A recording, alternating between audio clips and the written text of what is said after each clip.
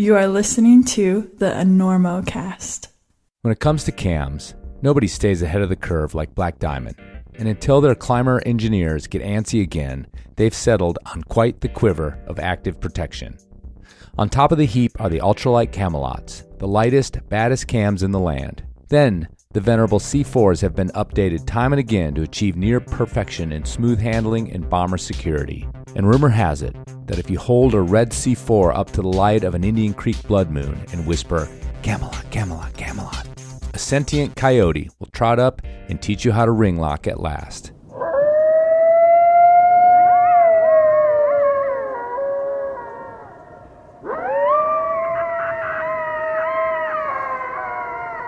And finally, for the thin end of things, the SuperTech Z4s round out the rack all the way down to the wee little maybe I can fall but I don't really want to fall, probably will hold but let's not find out number 0. The bottom line is nobody researches, redesigns, and continues to improve their cams like Black Diamond. So go to blackdiamondequipment.com or your favorite local shop and reward yourself with a couple new units for the coming season. You deserve it.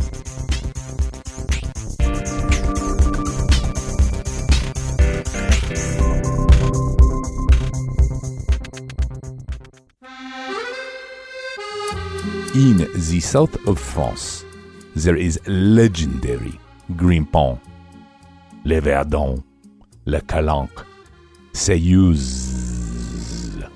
But there is also the legendary wind, Le Mistral. A strong, cold, nearly zealous wind that can drive the people mad, but create conditions parfaites pour escalade. One moment. Let me put down my baguette and my cigarette. Away. Now, La Sportiva has captured the masterly wind in a new shoe, the Mistral. Slightly downturned for precision, but also designed for performance and comfort. A sticky toe patch makes the Mistral an all-arounder for hooking and jamming alike. And let me tell you something. I have never slipped my feet into a more comfortable climbing shoe. Even Performance Snug, these things feel like stuffing your feet into a buttery croissant. But they climb way better than that, as croissants are much too flaky to ride any sort of edge. And forget about jamming. So if you're looking for a light, comfortable all-arounder, ride like the wind to Sportiva.com or your local shop and try on a Mistral and see if you ever want to take it off. Butter optional. Listen, where are you playing in town? You playing here? We're doing the Enormo Dome, whatever it is. It's terrific. Oh, it's yeah, big big house. place, We sold that it out. side of town. That's a Very big nice. place. You sold it out. 20,000 seats. You really should. Look, you better get up there before you panic. Those pens are loose. You're very good. I have really enjoyed climbing with you. I don't think so. But we shall continue with style.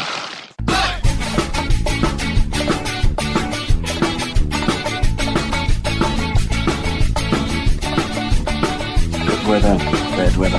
Now or later, anytime for climbing. Today's show is brought to you by Black Diamond Equipment, La Sportiva, and with support from Maxim Ropes.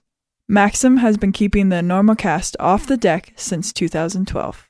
And don't forget our charter sponsor, Bonfire Coffee. Go to bonfirecoffee.com and enter Enormo at checkout for a discount on great coffee and to support the Enormocast. And now back to the show.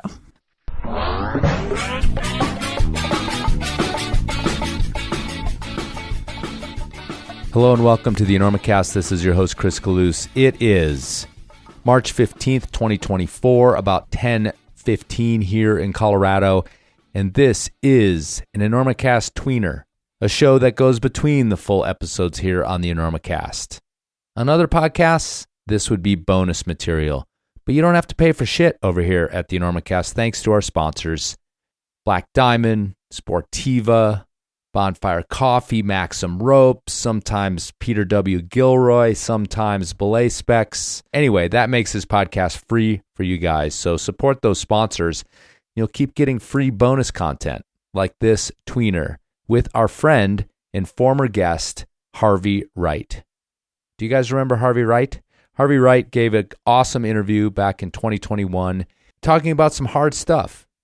Addiction, why climbing can't cure every problem that we have, and why love can.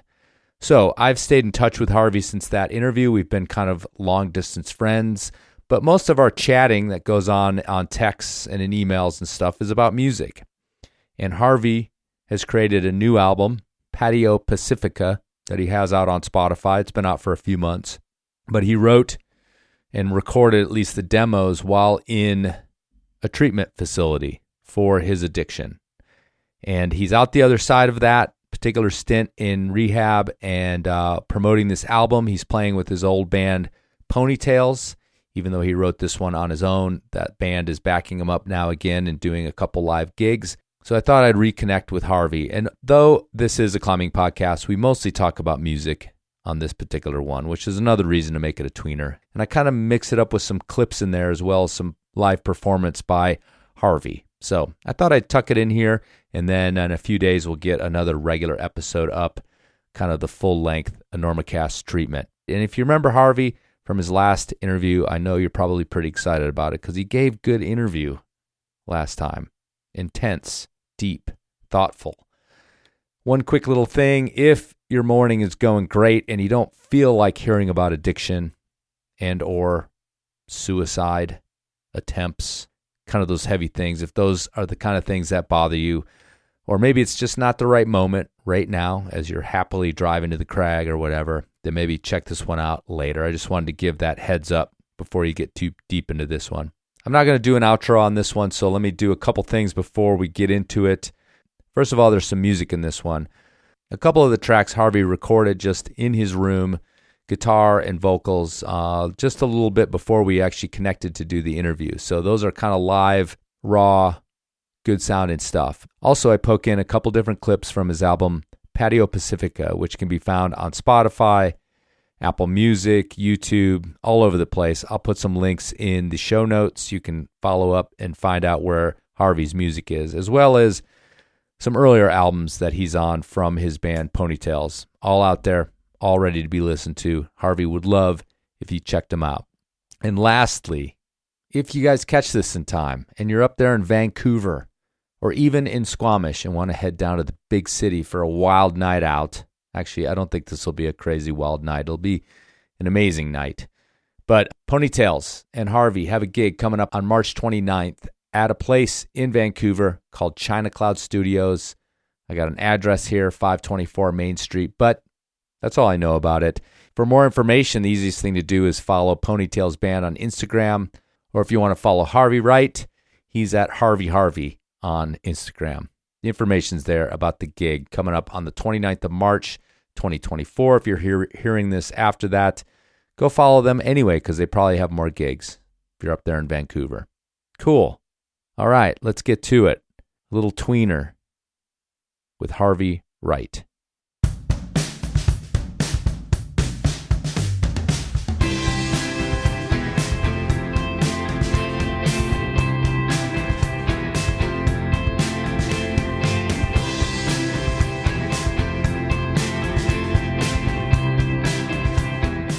You Canadians deal with the giant loud trucks too. So, yeah, out here on the Western Slope, loud-ass fucking trucks. So. Especially in Squamish, too, right? Yeah. Oh, yeah. You talking about your trip to Squamish. You're like, all I could hear was the fucking highway. Yeah. Because they had to pin it up the hill, from that the stoplight, down at and then they got to eat. If they're leaving town, they got to pin it up the hill. Yeah. Or if the trucks are coming into town, they're J-braking all the way down that fucking hill. Yeah. Anyway, we that got me a lot of flack, so we don't need to go there too hard again. Sorry to bring it up. The view's nice. It is, yeah. And maybe they're done with that bridge they were building. Well, maybe there was construction or something because you definitely hear road noise, but I don't know if it's that. No, they were building, I think, a bridge right there, extending the lanes or something. And it was they were putting pylons into, basically the granite bedrock, right? Yeah. I mean, it was like kind of bowel shaking, to quote Cake. From going the distance. But yeah, it was pretty funny. So yeah, but then I started talking about it and people were not having it. So they're like, don't mess with our sweet crag. Anyway, but all of us Americans think that as soon as you cross the border, it's just empty wilderness up there where you guys are living. Yeah, right. Well, I mean, mostly there's only people within about 100 miles of the border. Right. So cool. Well, I pressed record and rolling. Yeah, we don't have to go do the normal deep hour and a half Enormocast because we already did that. Yeah. Although there's a lot of stuff to update. So I just had this idea, like I said in my email, of doing sort of a focus thing. Kind of, that film you sent me was sort of like an addendum to the old film, to Crux. Yeah. So in that sense, this could be just an addendum. And plus, I wanted to hear your music, and I'm excited that you're playing again, and that you are that you've got this band rolling again, and it seems to have played this huge part in this sort of I don't know chapter of your recovery or your whatever you want to call it. So let's just dive in with that. I mean, to reintroduce you, I guess a little bit, I'd love people to go back and listen to that original episode. It is a fan favorite. It's one of my favorites just because it's I don't know. I felt like I lucked into it in a lot of ways. The reason I was introduced to you is because of this film Crux. This was being filmed 4 or 5 years ago, and came out post pandemic because that plays a big part in the film. And there was this narrative in that film I think that they tried to make was that Harvey was going to be saved by climbing. So and you being someone who's dealt with substance abuse problems your whole life, or not your whole life, but pretty much 20 years. Yeah. But then in the film, the narrative kind of blew up as the pandemic hit and isolation, caused you to relapse. And then, and then that narrative that we want to believe in, this narrative that climbing would save you, would save everybody. It can just teach us all to be okay in our bodies, in our minds, is absurd on its face because none of us are fine. We're not fine. Nobody's fine. And, so that was kind of the introduction, and we did a really great interview, and kind of became friends. I mean, we've never met in person, but I do check in with you and chat on text occasionally. So here we are again, Harvey. Welcome back to the Enormocast. Hello, it's great to be back. Yeah, but so talk about this music. That's what I really want to talk about, and how it fit into again this year that you've spent in recovery.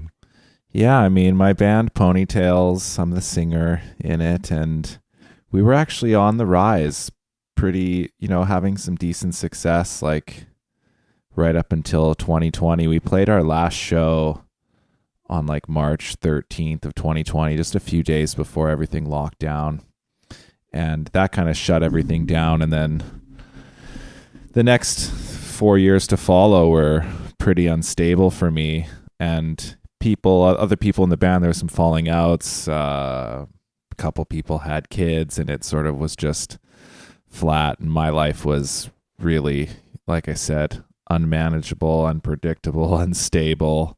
At the end of the Crux film, I ended up going to treatment, and I've been twice since then, so 3 times in the last 4 years. And at the second treatment center, I went in there, and I definitely did not have a plan of writing any music. But I walked in there, and they had a piano there, and they take your phone away, and you're on a whole bunch of restrictions. You have free time and stuff like that, but you're doing 8 hours of programming a day, therapy and stuff, and then you have some free time where you can watch TV or whatever. I've been around pianos before. I know one song that my mother taught me. She tried to teach me piano when I was a kid 3 times, and I refused to learn. But as an adult, I've been I wish I could play that thing. But anyway, so they had this there, and I pretty much had no distractions and a decent amount of free time. And they had this chord chart, this big, 3.5 foot long chord chart that was on top of the piano, and you could see which chords match with which and where to put your hands.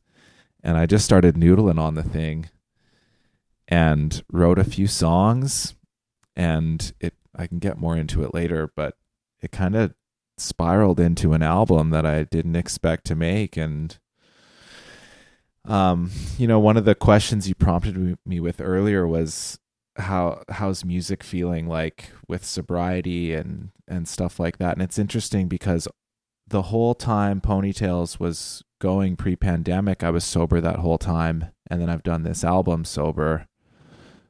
So music's actually like, and rock and roll is kind of connected with sobriety and clarity and positive energy. And especially the songs on this record there. It was made in rehab completely, but my friend John even said, he's like, for a rehab album, it sounds pretty joyful. And yeah, they're songs that are really close to me, and I spend a lot of time with them, and they celebrate a lot of stuff. There's some, darkness in there, and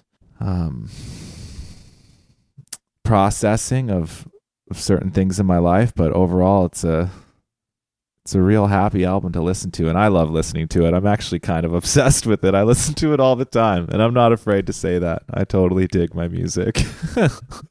Well, that's cool. I mean, I have the same issue of like having to listen to myself, and sometimes I'm psyched on it, and sometimes it's a little bit, cringy. But I mean, are you able to like not sit there and sort of needle at the production and things like that, and you can just sit and enjoy what you created without second guessing your choices or anything like that? Yeah, there was a period of that, like the process of making it. Like I said, I started playing these songs on the piano.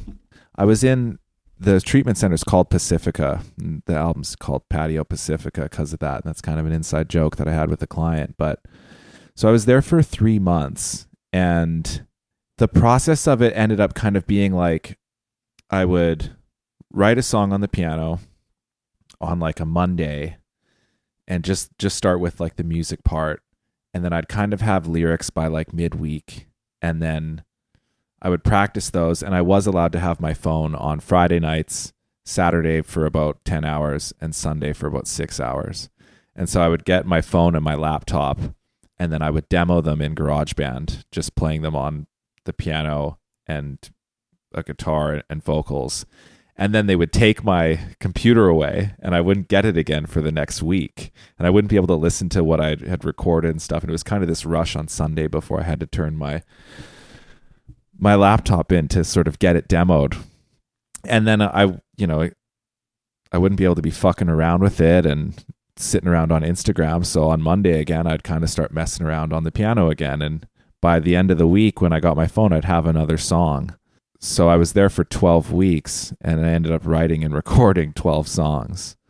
And I had no idea what I was doing. I was just in GarageBand. I've been in a studio before with Ponytails and had producers and stuff like that. So I picked up a couple tricks, but really had no idea, which was kind of cool because I think that's what made it sound like it did. And luckily the music is kind of 60s inspired. It's kind of feel good rock and roll that doesn't necessarily require a super high production value.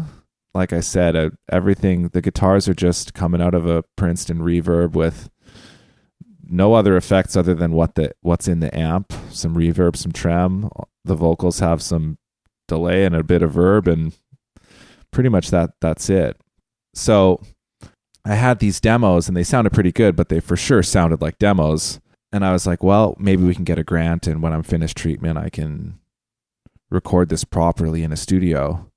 But I ended up relapsing right away and having to go into another treatment center. We didn't get the grant money. And then here I am again, kind of in the same place. Like, well, I almost thought about releasing the demos as they were, but I was like, I think I can kind of make this a little bit better. And I opened up those files, and as soon as I made one thing better, I was like, okay, I can probably redo this. I retracked most of it, but I still left a piece in every song from the original demos. But I redid the vocals and guitars and used a different piano and made it sound better. And that was kind of risky, it felt like, because to take something that already sounds good and redo the entire fucking thing to make it sound like 15% better the chances of making it worse, So it was a little stressful. And then I was going to pay someone to mix it, because mixing's super important, and I have no idea what I'm doing in mixing. But again, I was like, I'm in rehab. I don't have any money. So I guess I'll just mix it, and dove into that. And I guess where I'm going with that long-winded story to answer your question is, I listened to it and I'm like, yeah, some of the parts blend together. Like the mixing could have been better. It could have been mastered professionally. It could have sounded, air quotes, better, but like it sounds like it does. And it's cool. And I wouldn't want to change it, because there's some magic in how it recorded. And I did have to kind of come around full circle to that. But yeah, I mean, it's music, right? Like doesn't have to be a certain way. And I think I'm happy with the job I did. So as long as we've gotten this far into talking about making the record, let's do a song right now that you recorded this morning, a version of Bad for Love. Yeah. Anything you want to say about this song? This song actually came a little later. I wrote it after being at Pacifica. It was the one song I added to the album. And if you listen to the last podcast, or if you know me at all, I talk about love a lot and loving yourself and this positivity. And I was having this conversation with my friend Nathan, and it was when I was still using. And, not trying to like spiritually bypass myself, but really deep into the drugs, but just trying to take that compassionate approach to my life being pretty bad. And I said something like, well, like as long as you keep like your heart open and try to love it, it'll be okay. And my friend just looked me dead in the eyes and he goes, yeah, well, cocaine is bad for love. And I was just like, it hit me deep. And I was like, that's a good line. And so I wrote this song, and it was a song that needed to be written, like, for me personally, it's a honest, from the heart acknowledgement of the person I want to be and the person I am, and the exact thing that gets in the way of that.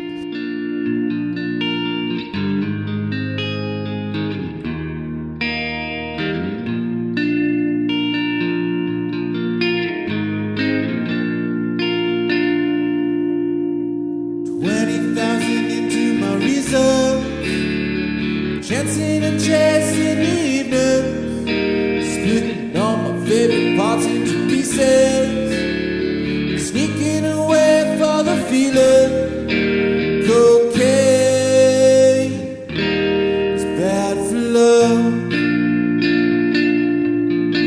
Cocaine is bad for love.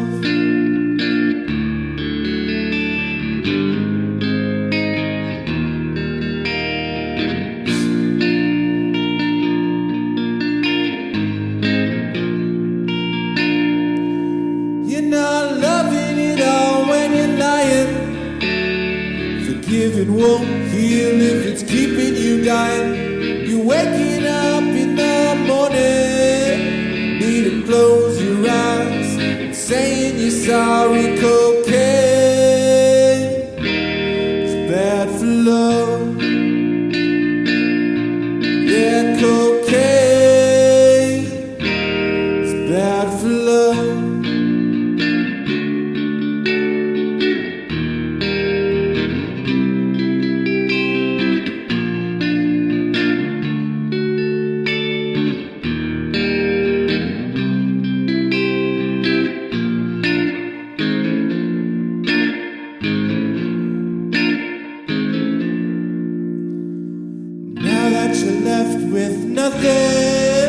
Take everything you know, give it to loving. 'Cause one thing is real, it's undeniably true, and you know, well, baby, cocaine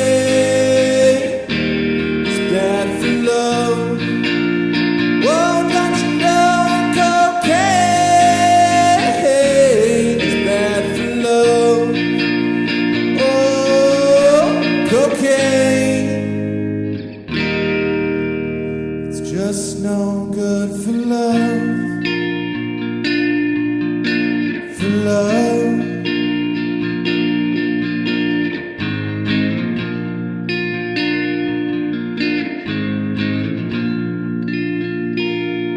what you were talking about when you were in the treatment center writing the tunes the first time, it occurred to me that like that is actually a brilliant, idea for a songwriting retreat. Like, Yeah. if somebody wanted to sort of create something like that, that format actually sounds pretty awesome. Totally. Like, okay, now stop fucking with your phone for the next week and go write some music, because the phone is such this distraction, and the technology, even though you needed it and you used it, it's also this distraction, I think, in a lot of ways that like takes people away from the music that they created and puts it into this realm of like, well, like you said, well, now for it to be a real song, it needs to have this happen. And for it to be professional sounding, it needs to have this happen. And, these great tracks or these great songs that have passed down through time. And, you talked about the 50s and 60s and the technology like that the Beatles were using, was so primitive. Yeah. The original 4-tracks and things like that. And yeah, so it's just fascinating that it's almost like this crutch, but they took it away from you for 5 days while you became creative. Yeah. I mean, a lot of people do artist retreats or residencies in order to do that. And this is pretty much what that was, plus with a bunch of therapy in between. It was, it made my experience really pleasant and joyful.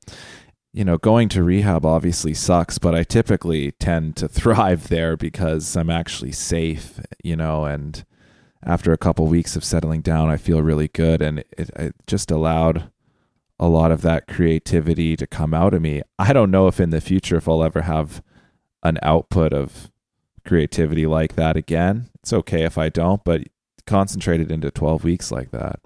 And yeah, having the laptop taken away so I couldn't just be sitting there twiddling knobs and messing around. It was just like, the songs got kind of encapsulated, and then I got to do another one without thinking about the last. So yeah, it was a great format. I mean, it's sort of ironic though, what you have to go through to get there, so to speak. I mean, the actual retreat, the real version of this for like if they did turn it into a music retreat would be out of your pay scale anyway, so it's like you wouldn't get to go. Totally. It would be in the woods of Banff, and like, it would cost like, $6,000 a week to go and do it. Or whatever, totally. So. Not subsidized by the government, that's for sure. So yeah, I mean, and again, we have this like the original narrative that we started this whole thing on, or that the guys that made Crux was again this like, save him through climbing, and that now we have this sort of weird narrative where the music is this thing that kind of kept you steady, and is currently keeping you steady in the sense that you said like your music output has been generally through sobriety. But I had that question about, but more of the lifestyle. I know you're going to start playing out. I mean, I don't know if you have shows beyond. You have one coming up in Vancouver, like what, on the 8th or something like February 1st. It's a week away. Oh, okay, rad. Yeah. And you start playing out, and for me, playing out music, I've always been in bar bands. That's as far as I've ever gotten. And bar bands come with bars right there in front of the, and they come with, it's like the bartenders who treat you right, put the pitchers on the stage and, all that sort of thing. And so it's like, that was kind of my question is entering that world. I have never had a problem with alcohol. But, I almost always drank when I played. Yeah. I did a couple shots before, the liquid courage to get up on stage. Everybody has some sense of stage fright, I think, or at least performance anxiety. Yeah. So yeah, what about that? I mean, what kind of, ideas do you have about safeguarding the temptation that comes with that world, the late night after parties and things like that? Yeah, I mean, my story has been so public, and the people in the band and the people coming to the show and just my openness with it is kind of what protects me. I mean, if anybody saw me with a beer at that show, it would be totally weird.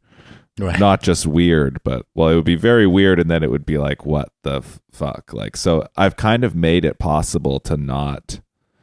It just wouldn't be allowed. Like, Right. so it's not even an option. So that's a good safeguard. I've been through my fair share of grief and loss and depression and lots of those sort of dark things that are associated with using and addiction. But I've kind of discovered over these last few years that most of my relapses happen and most of my tendencies to use are centered around positive energy and an excess of excitement and joy. And so I get a little bit nervous going on stage, but I love performing and I love being up there, and I get psyched and high off that. And so that level of excitement where you're like, wow, I'm stoked. Like, that is kind of usually the thing that makes me be like, let's keep this going. Keep let's that keep going, it up, right. kind of thing. Yeah. I think isn't that that's the age old pitfall. Yeah. And when the lights go down and the everybody goes home, now what? Yeah. Kind of a thing. Yeah. I mean, that's something that's afflicted, musicians for all of time. I'll be going to a friend's house after the show. Yeah. I mean, that's interesting. That's what you got to do. Don't you have to be active towards, like I said, create situations to make sure that that things are sort of on the steady? For sure. And yeah, the biggest help has been my openness with it, because that's created a community that I'm surrounded with, and I'll share my story with anybody. I'm not really that protective of it, nor do I think I personally need to be, because that's what's protected me, is not hiding it. So whether it's people at work or just people on Instagram I've never met, or my closest friends, they all know I had a super bad problem smoking crack. Like, it's out there. And so when people are in the know, you can't go breaking the rules. Right. It makes accountability easier. Yeah. So I'm very grateful that I have a community of people that have, not judged me for it. And they've been there to listen and just, been in my life with what it is. Yeah. I kind of had a line of questioning, but you've sort of answered it, but about this idea of even doing my show, and that's been kind of the crux of what we've talked about. And I think it brought you a lot of love from what I jokingly called the Enormo Nation. I find them all to be honestly, my fans are amazing, and they're very sympathetic, and they're willing to listen and hear what you had to say. And so, and I know, I'm sure some of them followed you on Instagram now and have encouraged you. So, but it is interesting, because I do also feel sometimes like, am I working this voyeuristic angle? But I also feel good that we've kept in touch. Yeah. It wasn't just a one and done, and hopefully you've found that helpful, and I've enjoyed talking to you, and we get to connect on music, which I think is this cool thing that goes beyond just talking about climbing, which has been a lot of fun and why I wanted to have you on the show. Sending each other songs when you're in the hot tub. Yeah. Sharing embarrassing old recordings. Oh yeah. Those are ripping, man.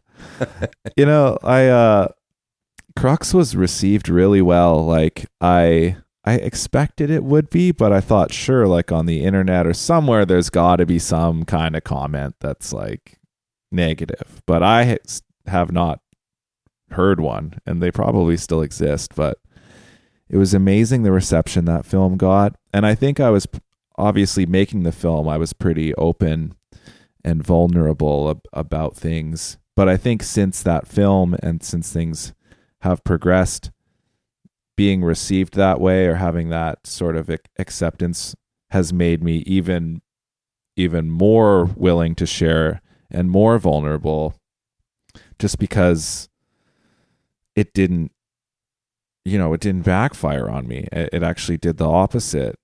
And it's interesting because I get a fair amount of praise for, like, it's so amazing how you've shared this story so openly and vulnerable.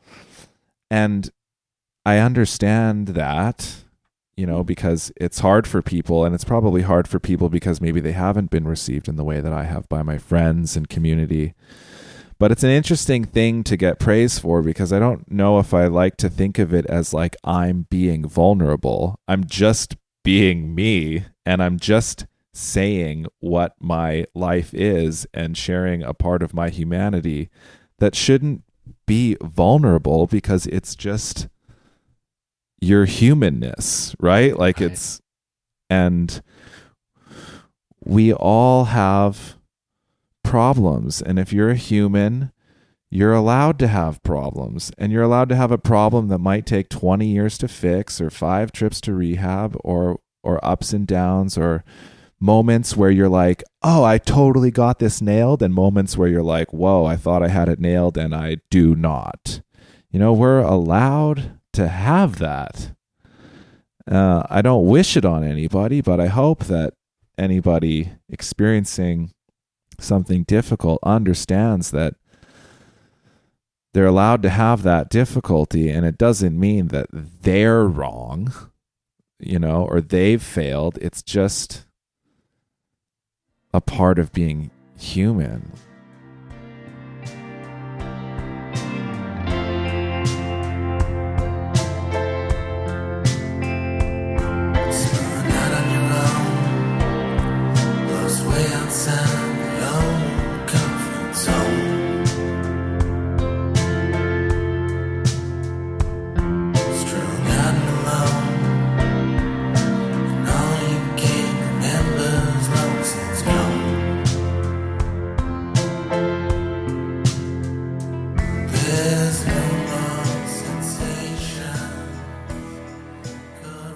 I just can't imagine anybody, at least that who listens to this show, like coming down on you in some negative way. It would be sort of shocking. But then there's also like kind of intent, because, there could be someone that came in and said, dude, why doesn't this guy get his fucking shit together?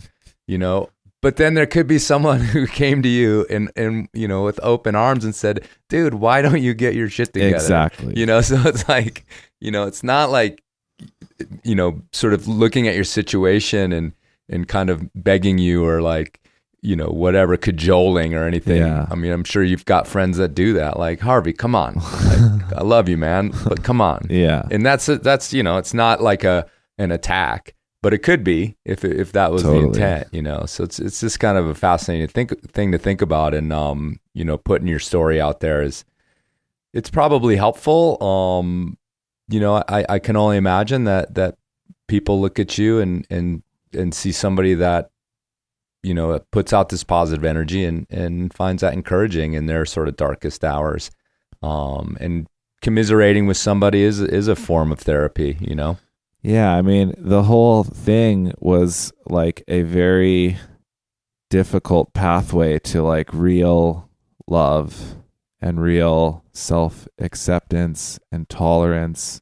And I don't think I would have ever I haven't crossed the finish line on that by any means. Certainly, yeah. But I don't know if I would have gotten that without the road that addiction took me down. When we finished Crux, like going back to that sort of narrative of this saved my life, we know that it didn't, and I had thought it did, and it did for a period of time, but then, you get more shit comes your way. And things actually got like way worse after Crux. There's some pretty dark parts in that movie, but after that, one of my father died, and I came back to Vancouver when we taped that episode, and I hadn't really landed properly, and then I was mostly into doing powder cocaine and drinking. And around that summer of 21, I got introduced to a new method of using coke and smoking it. And once I got into that just really took things off. I had an overdose that was very close to killing me. That just really got messy, and I had to love myself through that, and that's what kept me alive, and and Crux kind of ends with like my own attempt on my life. And when I was up there on that bridge, and that pedestrian kind of pulled me down and gave me a hug, and I cried in his arms. When I sort of woke up from that, I was like, never again. You know, like, I don't care how bad it gets. I'm not gonna like pull away that love for myself. And that was hard, because when you're alone in your bedroom and you're spending all your money on drugs and you're isolating and you're smoking crack and you're doing all this ugly shit that's not really commendable, it's pretty easy to hate yourself. And I did, but I would bring it back, and it was like this training of like tolerance for something that was really hard to tolerate. And that's what brought me back to, you know, going to treatment and doing these things, because I don't think, even though I experienced hardcore addiction, I don't think my heart's cut out for that, man. It's yeah, I mean, there's an irony in what you're saying, you know, these things of like, I don't know, accepting it. And I think someone listening might be like, well, no, you don't accept it. You don't, like, you know, go towards it in a way, but it sounds like that was a path to healing for you in this kind of, I'm almost like, what's the word I'm looking for? Contrarian way, like accepting it made you love yourself, and therefore you could see a sort of a pathway to treatment. Yeah, totally. And it wasn't like I was doing my best at that time. Like, that's right. What my best looked like. Right. And so I had to accept it. And I didn't accept it in a passive way. It was hard to accept. Like, but if I was any harder on myself, I don't know if that would have, you know, like, so going through that suffering gave me I don't know how to word this. I got to know myself deeper. I learned a higher tolerance for myself and a higher value of myself and what I can go through, where I want to be. And I'm glad that the using and those dark times didn't like strip me of that or take that away, that value. Like, I had to say to myself, like, regardless of if you smoke crack the rest of your life and you never do anything, like, you still have value as a human being, you know? And I want all of us to be able to feel that in some way. It doesn't matter what your life looks like. You have value being here in the world.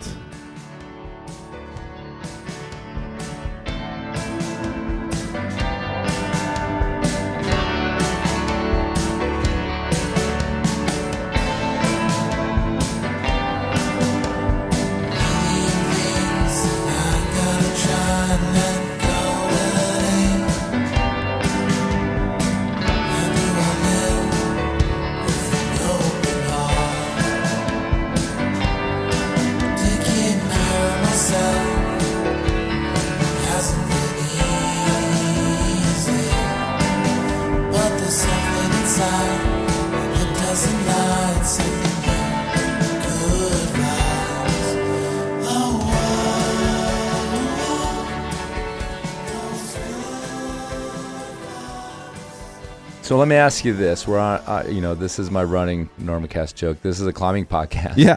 So, and ostensibly we met because you're climbing. That was the basis of the movie Crux. And so I want to ask you where that is these days. Where does climbing fit into your life? It's in a good place. As far as, I'm psyched. From 2021 up until just this summer of 23, I don't think I really did any. And that was kind of a shock from as devoted as I was to it, but life didn't really allow me to it. But I went to treatment in February of 2023. I'm still here now. I'm in my last week, so I'll be a year coming up here in a week or so. And I finished my primary care, the 90 days I guess, mid-May. And I had an amazing summer. I counted my pitches. I did 322 pitches between May 1st and October 1st, which is the most I've ever done in a season. It was great. I was out there all the time because I was kind of working part-time, and yeah, I jumped right back into it and had an awesome summer. And I even took some people from the treatment center climbing. It was really funny. And this was back in like March, so we were only like a month in. And this place, you're allowed to get a weekend pass. There's a little, maybe more freedom here than the last place. But unless you're past 60 days of being here, you need to leave with someone else, another client who's over 60 days. And I don't drive. And my climbing partner, Travis, drives. And there was a nice weather window coming in March for Squamish, and I was like, oh, maybe we could go climbing. And the other clients I was sharing the floor with here, like, they knew I climbed, and maybe they'd seen Crux at that point. And one of the guys, Casey, he was like, I'd really like to go climbing with you. And I was like, there's a weather window coming up. You want to go to Squamish? And so I called my friend Travis, and I was like, hey, you want to go climbing? I've got to, take my friend from the Surrey rehab, and we'll go. And we ended up doing a multi-pitch, like a pretty easy one, but still like 5 pitches. And it just blew this guy's mind who'd never been climbing before. We did Skywalker and Squamish, and we got to the bottom of the route, and there was snow at the base. The whole thing was running with water. I hadn't led a pitch in like 2 years, and I had to rope gun the whole thing, but I did it. And that like really amped me up. And that kind of started just a great summer of climbing. I was supposed to go to the valley in October and make another attempt on El Cap, but I had to cancel it. But yeah, I'm in full swing, and we're going to start getting good weather here in BC pretty soon. So Last time I checked, El Cap's still there. Yeah. So you should be good. Permits and weird, and they're going to take all the bolts out. They may take all the bolts out though. So you better not wait too long. But with the government, even that'll take years and years and years, even if it did come to pass. But besides, doing it illegally would be more your style. There we go. That's rock and roll. Exactly. Well, cool. Let me ask you this about Ponytails. You mentioned, there was the band didn't end well, or at least if it ever ended, but it people went their own ways, and whatever happened. So tell me about reforming. What's the constitution of the band now, and who's backing you up, and what does it look like now? There's 6 of us. Yeah, we got 2 guitars, bass, drums, my friend singing all the harmonies, because I tracked so many harmonies on that album. Did I forget everything? Piano, bass, 2 guitars, drums, 2 singers. And some of the people I've met newly, some of them I've known for a while from the music circle. I had this album recorded and shared it with some people, and people liked it and wanted to play it with me, which I'm very grateful for. And the band is just, I call it the safest rock and roll band in the world, because everybody's so sweet. We're just like there's no egos. Nobody really parties that hard. Like, it's not, crazy. We're all kind to each other. Everybody's like spiritual. We're like just this little like Buddhist rock and roll trauma informed rock and roll, we're calling it. So we only kind of really started seriously rehearsing in November, because climbing season took a lot of my time and some other things were going on. But we've been rehearsing a lot, getting ready for the show, and we've just got it dialed like just in time. It was a lot teaching 5 people 12 songs that I wrote, getting them to play it, but they're all incredible players, and I'm really happy with how the live versions of the songs are sounding, and just over the moon to play this show. It's really cool too that it's happening on the last day of my stay at the treatment center I'm at now. It's called Phoenix Society, and so it's happening at the completion of 1 year, and I'm moving back into my apartment the day after the show. So there's this album that happened during this time, and it's being celebrated with this show and a year of sobriety and moving out and going back into the world kind of thing. It's wild how it all happened. You ready? Yeah, I'm ready. As ready as I'll ever be. Is that what they say? It was a good idea to stay for a year. I think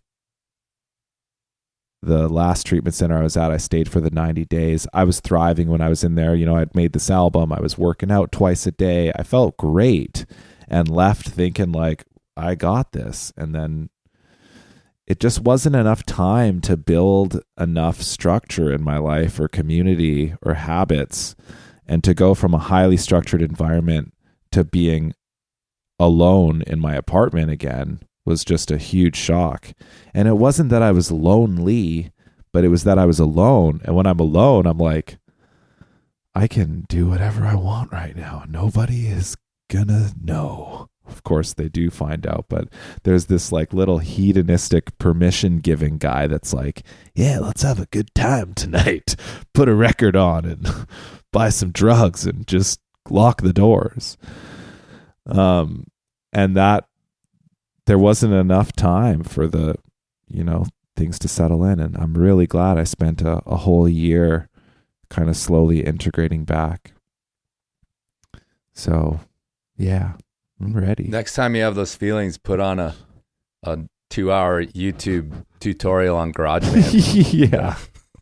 They'll just suck the life right out of you. You'll just want to go to bed. Yeah, totally. But it would be, you know, it's necessary if you really want to, like, that program is, you know, it's endless rabbit hole. So, yeah, you know, if you got a guitar in your hand, you'll be safe. I ended up redoing the tracking and stuff in Logic, and it was interesting too, because I still didn't pay for it. I did the whole thing because I was in the treatment for 90 days. I did it with a whole 90-day trial. I literally finished mixing it like on day 89. Thanks, Apple. That's awesome.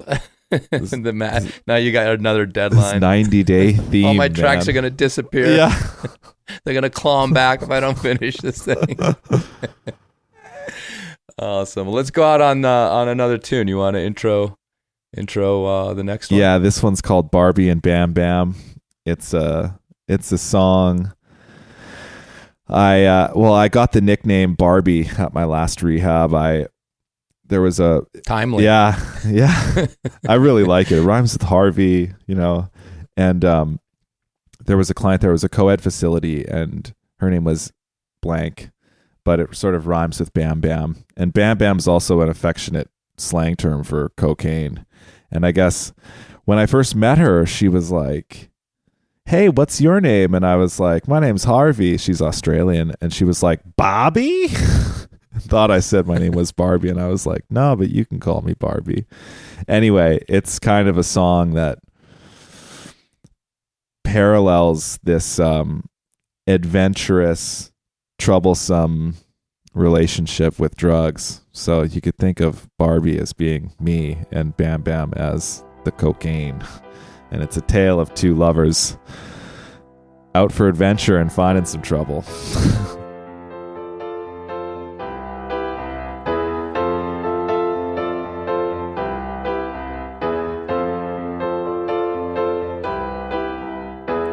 She floated in on a tin tail. It's when he felt his heart go bam bam. He wasn't looking for a party, but he liked, she called him Barbie. Oh no, he really didn't mind her. They saved the day for Billy Miner. He treats her right, no, she don't have to beg. Her favorite surf and turf is at the cave. That's when Barbie met Bam Bam. Barbie met Bam Bam.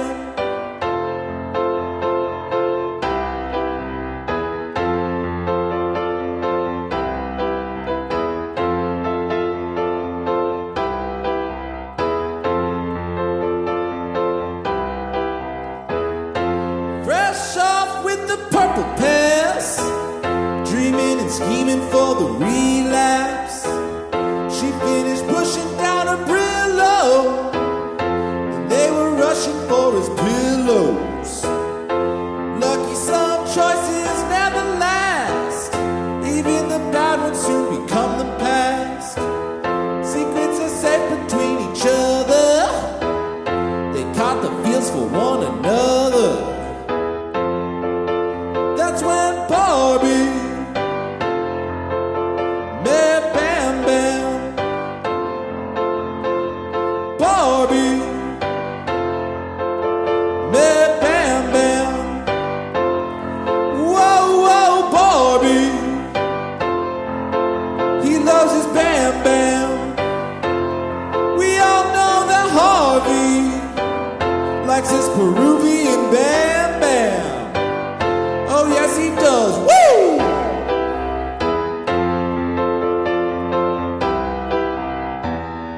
Huh.